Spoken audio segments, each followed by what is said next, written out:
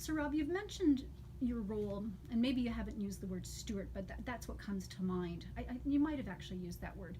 That you sort of see yourself acting as a steward for the people who rely on trapping, and for people to understand who's behind this, like, the individuals, the families that rely on trapping.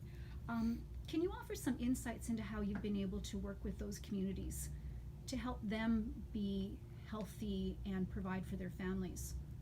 Yeah, that stewardship notion of people that live on the land being stewards of the land is really, I think, really underappreciated and undervalued, unless you're part of that community. Mm-hmm. Um, I see myself as someone who is a conduit there, but I see the people that live on the land as really those stewards that live in nature.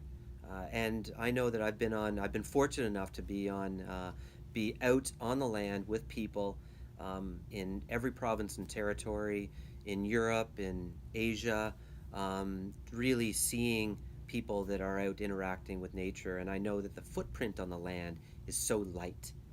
They could not be there for a period of time, and you would never know they're there, and you don't know they're there. Mm-hmm. So that's, I think, the goal when people talk about sustainability and right and wrong, good and bad.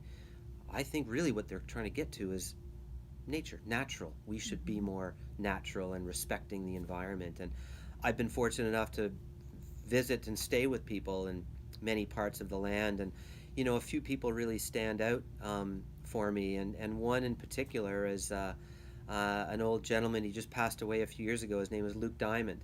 And he was an Inuk from the southern part of James Bay. And we actually highlighted him in my last job, and spent some time with him on his trap line, Mm-hmm. where he lived in a tent in minus 30 degrees for a portion of the winter when he went and would trap beaver. Mm-hmm. He would hunt moose, and he would catch fish under the ice.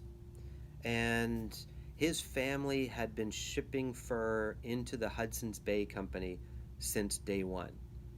So here you have about 100 generations of people that have lived in the same area, that have done the same thing, and their footprint on the land is so light, but they're able to continue to provide for their family and for the community.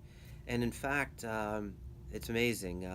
Every week he would come out of his trap line, and he would his pickup truck would be loaded with meat, and he would just go into the community, park his truck, take the tarp off, and the community people would come and get a beaver, get a piece of moose, get some fish, Mm-hmm. and they would just go away. There was no trading of money or anything. He just provided this to the community. He saw that as his role.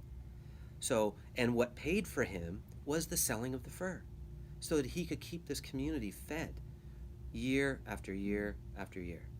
Those kinds of things are really inspiring, and actually, give me a lot of incentive to keep doing what I'm doing and to continue to tell his story and other stories so many like it.